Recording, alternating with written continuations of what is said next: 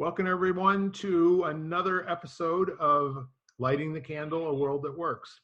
Each week we get together to have a conversation and a dialogue, the ultimate goal of which, if we're successful, is access to empowerment, access to energy, and a whole bunch of other E-words that we've talked about in the past.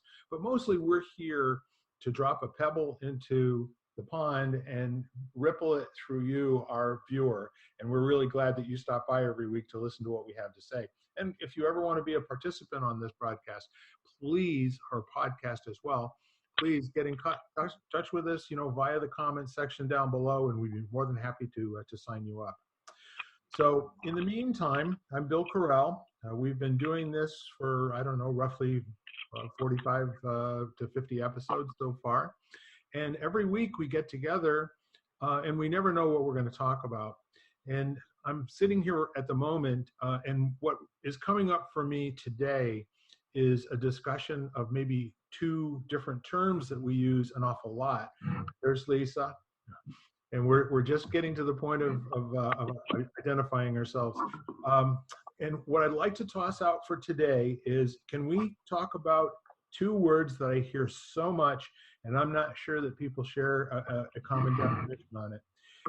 And the first one is attitude, and the second one is mindset. So for your master's thesis, will you compare and contrast those two particular words in your experience? And Ken, would you like to kick us off and tell everybody who you are? Oh boy. So I am Ken, a founder of Quester's Way, and attitude and mindset, huh? That's an interesting one. So I guess and I'm sure Vanessa is already looking it up, so we can get the definitions, which is always helpful. But I guess if I were to think about it, how it would be useful for me personally, mindset would be your view and your choice of response to situations that come and go. And whereas attitude would be the I guess almost like the emotional approach to your mindset. So, I'll give you like an example, like something, you get in an argument with someone and you could have the mindset of what's wrong with them, and why are they so stupid or obnoxious or this or that or so stubborn, whatever term you're going to use.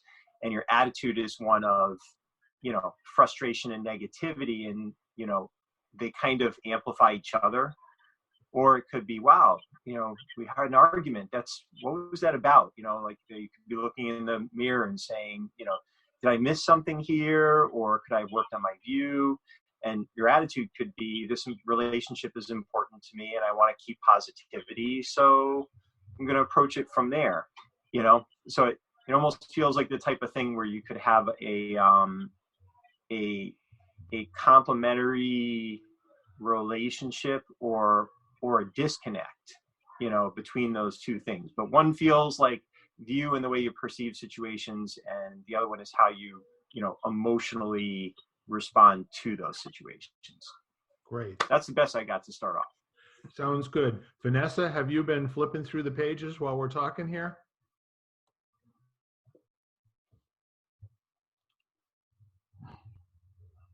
Of course I have. All righty then. So well. I was cracking up inside when Ken said that. Yeah. So I guess I'm Vanessa Wood, and I'm the podcast resident librarian. So I did go ahead and look it up. I put an attitude versus mindset. As nouns, the difference between mindset and attitude is that mindset is a way of thinking, and attitude or opinion, especially habitual one, while attitude is the position of the body or the way of carrying oneself. It's the posture.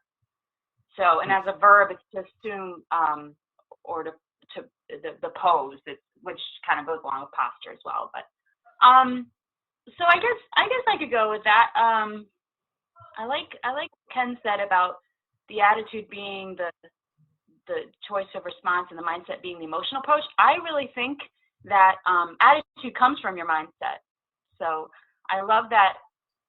If you, like they say, if you have a positive mindset, then you'll have a positive attitude, kind of a thing.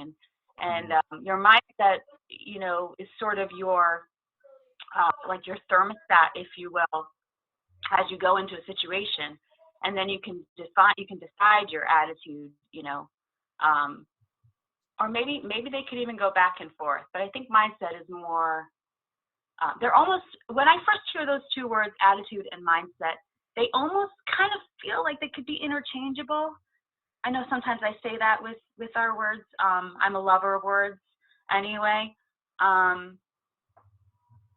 As a freelance writer, words are my tools. But I think that I love, have you ever heard the expression, gratitude means great attitude? So again, going along with that positive mindset, and if you're looking for what you can appreciate about a certain situation, if you have a positive attitude that way, so is your mindset looking for what you can appreciate, or is your mindset looking for what you can complain about? So that's basically how I would define those two. And if anyone wants me to reread the definition that I found online. Sure, just to kind of anchor us, for this part of the conversation, please do. Yes, I found it on a site called Wikidiff, DIFF, maybe short for difference. So where you can, I guess, if you have two words you want to try and, like we're doing, try to define their similarities or compare and contrast the two words. I guess Wikidiff is .com is the way to go. So this says, as nouns for attitude and mindset, the difference between them is that mindset is a way of thinking. It's an attitude or opinion, especially a habitual one, while attitude is the position of the body or way of carrying oneself or your posture. So that's really interesting. It's very interesting. And I think if you can expand what you're looking at, you're going to find that there are other definitions for attitude having to do with a way of thinking. But attitude is a very powerful term with regard to flight. Ken and I were just talking about skydiving before we started the recording. So attitude has everything to do with the position or direction of something. But I'm not quite sure that saying that it has something to do with the physical body takes into account all the possibilities for attitude. For instance, who would write a book about the power of a positive attitude if he was just talking about how you're carrying your body? Just for an example. Right. Good point. So that's really cool. Anything else? Any thoughts that you have with regard to that, Vanessa? No, I said it all for now. Thanks. Oh, awesome. Okay, Lisa? Well, I love what Ken said, and then I was thinking positive attitude, which Vanessa brought up, because, but the thing that came to mind was that how changeable and malleable they both are, because you could work towards a positive mindset, and that doesn't necessarily mean that your attitude comes across that way. And I think work towards is a good way to look at it too, because you're always trying to improve your mindset so that your attitude is improved as well. I do agree with you, Bill, that attitude is not just your physical body. And you learn that growing up is like, from your parents, like, what's with this attitude, or a teacher that would say that to you. You need to change your attitude. So I think as grown-ups, we try to adjust our attitude to be quite not as reactive and to be responsive. So that changes your mindset as well. So I think it's constantly changing as you're, like we talked about, every whatever years our cells are just, completely replaced. So every minute that you learn something new or adopt something new, you can change your mindset even incrementally, and that will show up in your attitude eventually. Yeah.